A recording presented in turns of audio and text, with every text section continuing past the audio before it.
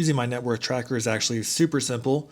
On the visualizations tab, we have our different milestones. So you have the different milestones you hear, and those are totally customizable. So you can just change that to whatever you want. And then once you have 100%, it will turn to this blue color. Once you have between 50 and 100%, it will be yellow. Anything above 20 but below 50 will be orange. And anything below 20 will be this gray color. You can customize your target right here. So let's say you want to actually have a 2 million target instead. Then obviously you don't need all of these. You can simply delete that.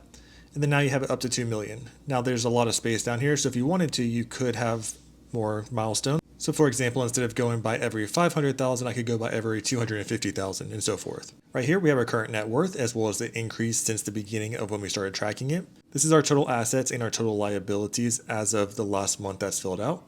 And then we have our amount change. This is fully customizable. So if I wanted to see how much that I changed in 2024, all I have to do is select January 2024 through January 2025, and I can see exactly how much my net worth has changed during that time period. I have a breakdown of my current month total assets to see where everything falls. I also have my overall trend, so I can see where my net worth is increasing, decreasing, if I have less or more liabilities and how that's trending. And then I can also see my investment trend to see the mix of what I have currently invested.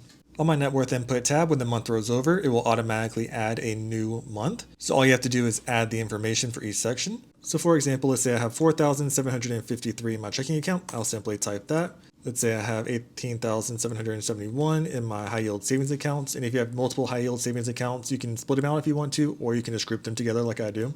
Let's say I have $80 in my transit card. And you'll just keep doing that amongst all your different accounts.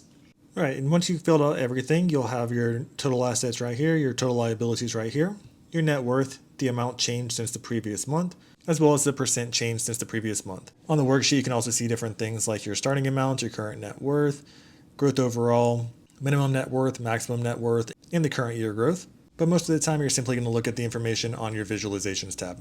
So now that we have the new month, if I wanted to, I could simply look at March 2025. So it shows my growth since January 2024, which is when I started. You can see this matches right here.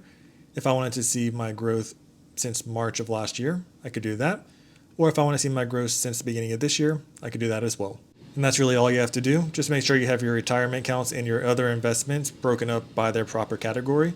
Miscellaneous can be kind of whatever you want it to be. And as long as you list the numbers correctly, you'll have an accurate net worth. Happy tracking. Let me know if you have any questions. Don't forget to subscribe and like and comment for more.